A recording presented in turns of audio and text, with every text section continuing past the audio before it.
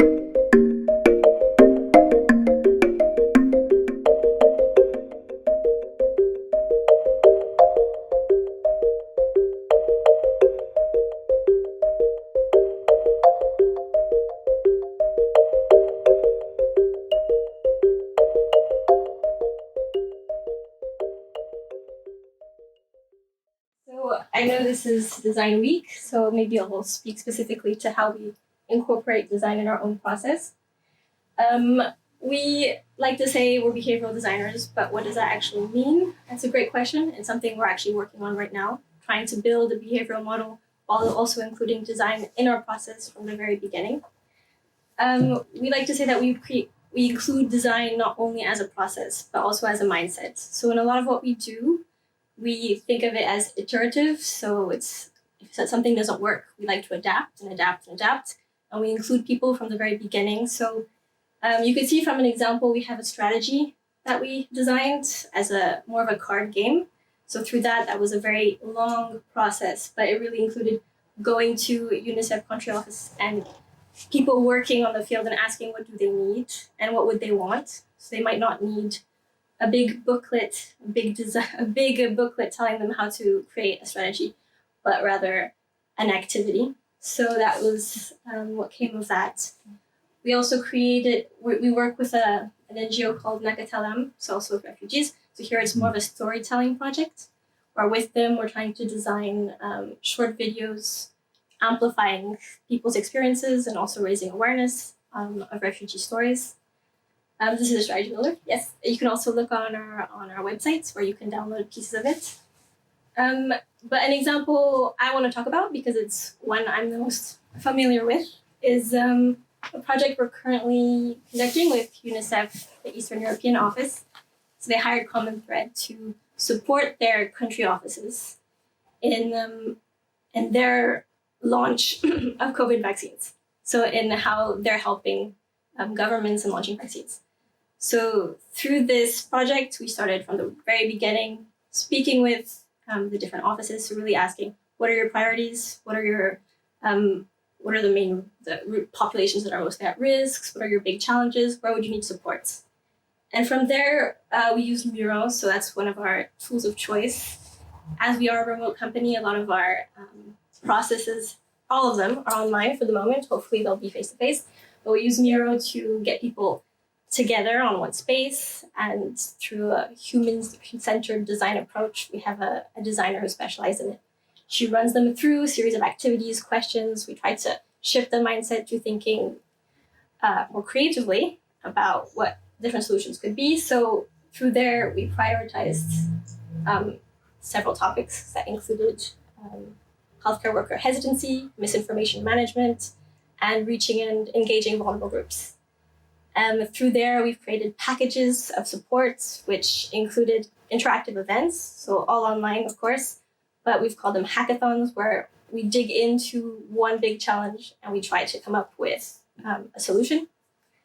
We've also included these starter packs, so key resources of what you need to know, how you would do what you need to do, as well as the learning modules. So there again, we've tried to create interactive events where people will be able to discuss. So country offices will discuss together on a main topic, but we'll also present some curated content that we've developed to build capacity on these different topics. So I'll like to open it to any questions. If you have any questions for me, I'll try my best to answer. Okay. Whenever I'm reading behavioral change design papers, I mean, it's also not like it's still quite a new thing, let's say. Like what I know is like 2010 or whatever, that's where it came up.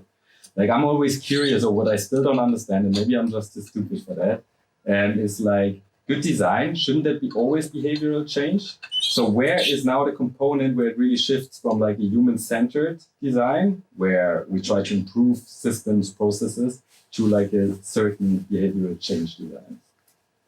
It's a good question, and as I said, it's something we're actually thinking through right now as a company, because we do have this behavioral science expertise, which you know, it's the more quantitative approach where you go in, you have surveys, or and you really get some data or quantitative data from people, and then design. And the design process, a design of interventions for behavioral science, is very different than you'd say for a human-centered design process, where when you're designing interventions, there are very systematic or approaches, so models. It's a lot of modeling that comes into it.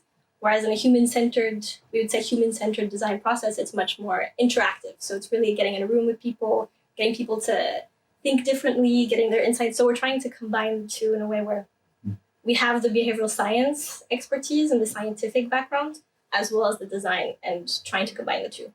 I don't know if that answers. And is it possible within different cultures to have this, it's not always the same behavior. So how do you deal with that when you are in different contexts with different cultures, different religions, gender-related problems or problematics, religious problematics?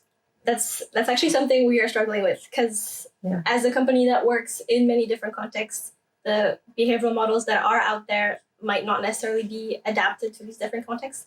So we are trying to develop our own model, which means including things like that are not traditionally included in the models that exist today. So behavior change model, the socio-ecological model. So we're really trying to create our own, which is a difficult process, but it is something that needs to be done, and we acknowledge that. Perfect. Thank you. There is any other questions, or maybe it's gonna come afterward. I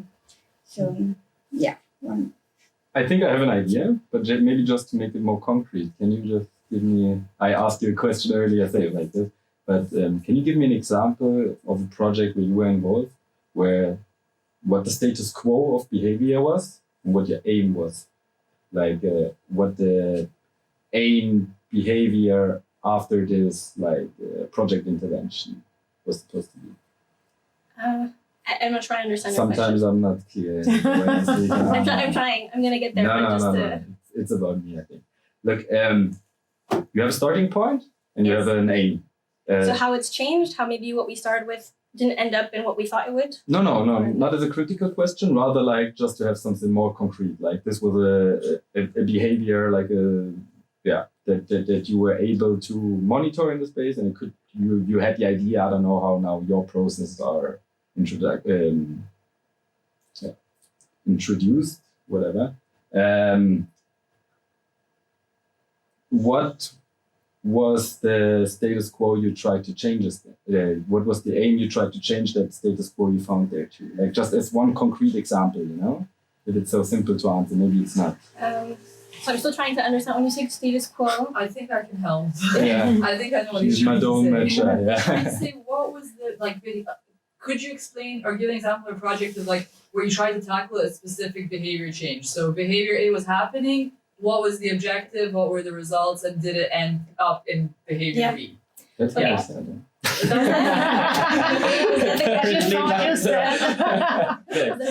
Yeah, so that's very more like the experimental, so applied. We're not there yet. We work a lot in strategy design for now, but we do want to get into this space where you come up with an intervention, you see the behavior, you study the behavior and the context, and then you try to develop an intervention, and you see how it changes. We're not there yet, but we're at. So when I say with strategy design, it's like the step before where we look at the behaviors. We might collect our own data, so we go out and see what's happening. So specifically, we had a project about birth registration. I wasn't personally involved in this project, but it's just an example. And it was in Ethiopia, and they're trying to understand why were there not more births and deaths being registered. So it was a big issue. We don't have the numbers. Why? So there's a process of collecting data, of field research. So we collaborate a lot with organizations that are already in these countries that we work in. So it's local organizations who go out and conduct the research themselves, and then feed back the data to us. So it's looking at the data and then thinking about why it is. So from there, I think they identified different reasons why births and deaths might not be registered. So it was the form, it was the administrative process that was complicated, the waiting in lines. And so all these insights we then could bring up as things that could potentially be improved or changed. But we haven't gotten to the stage where we implement something and test it and see what happens. But that's the goal. I hope that answered your question. I mean, now it was your question. No, lovely, thank you. Thank you very much for your Thank you.